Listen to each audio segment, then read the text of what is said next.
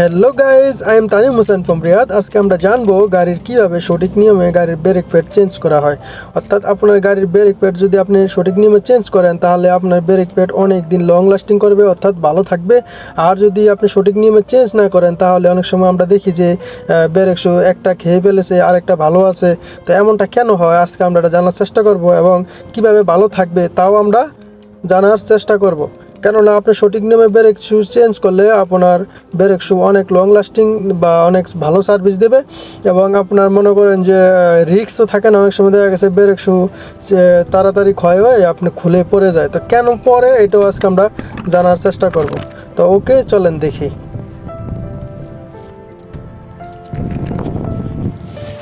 আমি tyre out করার পরে আমি 13 নম্বর স্পানা দিয়ে, বা আমরা রিং ডালিও বলি অনেকে, তো স্পানা দিয়ে আমি নাটগুলা, দুটো নাট, একটা উপর একটা নিচে, এগুলো আমি ক্লিপারের এগুলো আমি আউট করে দেব, খুলে ফেলবো লুজ করে। আমি যেমনটাভাবে করতেছি এমনভাবেই করবেন, কেননা এখানে কোনো বড় ধরনের যন্ত্রপাতি বা কোনো ধরনের কোনো কিছুই লাগে না। জাস্ট আপনি নর্মালি এগুলো আপনার যদি 13 নম্বর থাকে তাহলে আপনি এগুলো কাজটা আপনার ব্রেক শু আপনি নিজে চেঞ্জ করতে পারবেন। এখানে বড় ধরনের কোনো কিছুই লাগে না। তো আমি ক্লিপারটাকে আমি সেন্টার আউট করব, অর্থাৎ এটাকে পুরোপুরি খুলবো না। সেন্টার আউট করার পরে আমি এই যে দেখেন আমি সেন্টার আউট করার পরে আমি স্ক্রুড্রাইভার দিয়ে ধরেন এটাকে আমি প্রেশার দিয়ে, মনে করেন যে এটাকে যেই আমার যে আছে বকেট আছে, বকেটটা আমি ভিতরে নিয়ে যাচ্ছি। কেননা আপনি নতুন ব্রেক শু লাগালে অবশ্যই বকেটটা ভিতরে নিয়ে যেতে হবে, কেন পুরনটা যে আপনি ব্রেক প্রেশার দেন, ব্রেকের প্রেশারের কারণেও বকেটটা আস্তে আস্তে ব্রেক শু ক্ষয় যায়, বকেটটা বাহিরে চলে আসে। তো আমি এটা যাতে নতুন ব্রেক শু লাগাবো মোটা, তো অবশ্যই আমার জায়গার প্রয়োজন। তো আমি স্পেস করার জন্য আমি অবশ্যই এটাকে ভিতরে নিয়ে যাব স্ক্রুড্রাইভার দিয়ে, বা যদি আপনার কাছে টায়ার খোলার স্প্যানার থাকে যে বড় আপনার চাকার স্টিক খোলার জন্য, ওই বড় লিভার দিয়ে আপনি মনে করেন যে আস্তে আস্তে এটা ভিতরে নিয়ে যাবেন। সাবধান, বেশি জোরে প্রেশার দেবেন না, আস্তে আস্তে দিবেন যাতে সমানভাবে যদি ভিতরে ঢুকে। ঠিক আমি যেমনটাভাবে দিচ্ছি এমনভাবেই দেওয়ার পরে ভিতরে চলে গেলে যখন গ্যাপ হয়ে যাবে তখন আস্তে করে নিচে রেখে দিবেন। টানা খিচা করবেন না, কেন এটা একটা পাইপ থাকে, পাইপের উপরে ঝুলবে, বা যদি পারেন একটু উঁচু জায়গা রাখবেন যাতে পাইপের উপরে তেমন একটা প্রেশার না আসে। তো দেখেন আমার ব্রেক শু একেবারেই পাতলা হয়ে গেছে, মোটামুটি মানে চলে না যে তা না, মানে একেবারে নাই। মানে আমি একবারে শেষ পর্যায়ে খুলছি, কারণ আমি সবসময় চেক দিয়ে রাখি যাতে আমার রিং বা ডিস্ক যাতে খারাপ না হয়, এই জন্যে। তো আমি এই যে দুটোটাই সেম, একটা বেশি খাইছে একটু কম খাইছে। এটা কম খাওয়া বেশি খাওয়ার কারণ হলো যে আমার ক্লিপারের যে স্টিকগুলো, দেখেন স্টিকগুলো অনেকটা জাম হয়ে গেছে, এই জন্য একটা একটু বেশি খাইছে, একটা একটু কম খাইছে।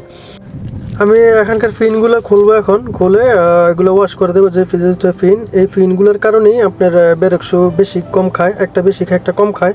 কেননা ক্লিপারটা খেলে হলো আপনার ফিনের উপরেই। যদি ফিনগুলো যদি সঠিকভাবে যদি না খেলে বা গ্রিস না থাকে, শুকাই যায়, তাহলে আপনার ব্রেক শু একটা বেশি খাবে একটা কম খাবে।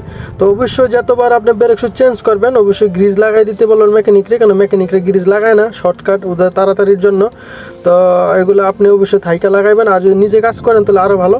যেমন আমি এখন ওয়াশ করতেছি আপনার এসিডুলকো বাখাক দিয়ে ওয়াশ করতেছি, বা অনেকে আপনার বিডাব্লিউ ব্যবহার করে। তো ভালো, যার যেরকম যেটা থাকে ওটা দিয়ে আপনি ব্যবহার করে সুন্দর করে ক্লিন করে ভিতরে ভালো করে ক্লিন করে আপনি গিরিজ লাগিয়ে আবার ইনস্টল করে দেবেন। যেটা আমি একবারে ক্লিন করে চকচকা করে ফেলছি যাতে কোনো ময়লা টলা না থাকে, এই যে দেখেন। তো ক্লিন করে আমি আবার গিরিজ দিয়ে এগুলা ইনস্টল করব। অবশ্যই খেয়াল রাখবেন আপনি যখন ক্লিপারের ফিনগুলো ইনস্টল করবেন তাহলে গিরিজ অতিরিক্ত মাত্রায় দেবেন না, কেন আপনার এই গাড়ি চলতে চলতে অনেক গরম হয়, তখন দেখা গেছে আপনার গিরিজ অতিরিক্ত দিলে এগুলো গিরিজগুলো আপনি কি ব্রেক প্যাডে চলে আসবে, তাহলে আপনি গাড়ির ব্রেক মিস করবে। তো যেতটুকু প্রয়োজন অতটুকু দেবেন, এর সাথে বেশি ওভার কোনো কিছুই ভালো না, ওভার দেবেন না। আর অবশ্যই খেয়াল রাখবেন এখানে রাবারগুলা, যে দুটা রাবার, ওই রাবারগুলা মনে করেন যে ভালো করে সুন্দর করে সেটিং করে লাগিয়ে দিবেন, কেন এই রাবার যদি না লাগান তাহলে ধুলা ময়লা ভিতরে ঢুকবে। আমি ব্রেক প্যাড ব্যবহার করি হলো মেড ইন জাপান, জাপানি অরিজিনাল, ওইটাই ব্যবহার করি। ওকালা ব্যবহার করি না, অরিজিনালটা গাড়ির যেটা কোম্পানি যেটা মানে বিক্রি করে ওটার অনেক দাম বেশি, আমি ওইটা ব্যবহার করি না, আমি জাপানিটাই লাগাই। আবার মার্কেটে অনেক তিজারি আছে, যেমন থাইল্যান্ডি আছে বা অন্য অন্য দেশের আছে, ওগুলো আসলে তেমন একটা ভালো না, ওইটা ব্যবহার না করাটাই ভালো। কারণ ওইটা ব্যবহার করলে আপনার গাড়ির ডিস্ক খারাপ হয়ে যাবে, অর্থাৎ মানে একেবারে বাজে একটা ব্রেক শু, ওইটা না ব্যবহার না করি। সামান্য কিছু টাকা বেশি হলেও আপনি জাপানিটা ব্যবহার করেন, অরিজিনালটা আপনি পারেন, আপনার যদি টাকা বেশি থাকে তাহলে আপনি অরিজিনালটা ব্যবহার করতে পারেন। লিভার আবার সুন্দর করে টান দিয়ে না সুন্দর করে বসাই দিবেন। আর আগে তো আমি দেখাইছি যে কিভাবে এটা আপনি স্পেস করবেন, কেননা যদি স্পেস না করেন তাহলে এখন লাগানো যাবে না। তো অবশ্যই আপনি এটাকে ভিতরে যে বকেটটা ভিতরে নিয়ে যাবেন আস্তে আস্তে চাপ দিয়ে, আমি যেটা দেখাইছিলাম স্ক্রুড্রাইভার দিয়ে বা আপনার গাড়ির টায়ার খোলার হ্যান্ডেল দিয়ে আস্তে আস্তে চাপ দিয়ে ভিতরে নেবেন। তাইলে আপনি পরবর্তীতে নতুন ব্রেক প্যাড লাগানোর সাথে সাথেই আপনি সুন্দর করে সেটিং হয়ে বসে যাবে। তো ওই নাট দুটো লাগাই সুন্দর করে টাইট দিয়ে দেবেন, যতটুকু পরিমাণ অতটুকু অতিরিক্ত দিবেন না, হয়তো এটার চুরি কেটে যাবে, প্যাচগুলো নষ্ট হয়ে যাবে, তাহলে আপনি নাট কোথায় পাবেন। তো এই জন্য অবশ্যই যতটুকু প্রয়োজন অতটুকু পরিমাণে আপনি টাইট দিয়ে দেবেন। তো আমি সাজেস্ট করবো যারা টুকটাক কাজ জানেন বা করার আগ্রহ, অবশ্যই এই ভিডিও দেখে আপনারা কাজ করতে পারেন, কেননা আমি এই এই আমার চ্যানেলে বা এই পেজে আমি সবসময় এইসব ভিডিওগুলো আমি আপলোড করি আপনাদের সুবিধার্থে। আমার কাজ প্রায় কমপ্লিট হয়ে গেছে, আমার সব কিছু ওকে হয়ে গেছে। আর আমি দুনো সাইডেরই ব্রেক প্যাড আমি লাগিয়েছি। আমি এক সাইডেরই আপনাদেরকে দেখাইছি, কেননা দুনো সাইডের ভিডিও দেখাতে গেলে অনেক লম্বা হয়ে যায়, আপনারা দেখতে চান না। তো আপনিও চাইলে আপনার গাড়ির এরকম ব্রেক প্যাড আপনি লাগাইতে পারেন। আর আমার সময় লেগেছে সর্বোচ্চ 40 মিনিট, দুনো সাইডের 20 মিনিট করে লাগেছে, এরকমই, এর বেশি লাগে না, 40 মিনিটও লাগে না, আরও কম লেগেছে। কেননা এটা এখন আসলে বড় ধরনের কোনো কাজ না, আপনার শুধু চাকা খুলবেন আর হলো যে 13 নম্বরের একটি স্প্যানার বা হলেই আপনি তা দিয়ে কাজ সম্পূর্ণ করতে পারবেন। তো আপনারা অবশ্যই আমাকে ফলো দেবেন, আপনারা ফলো দিলে বা কমেন্টস করলে আমার আর আগ্রহ জায়গা ভিডিও করার জন্য, ভিডিও বানানোর জন্য বা এরকম ভিডিও আপনাদেরকে দেওয়ার জন্য। তো আশা করি পাশে থাকবেন।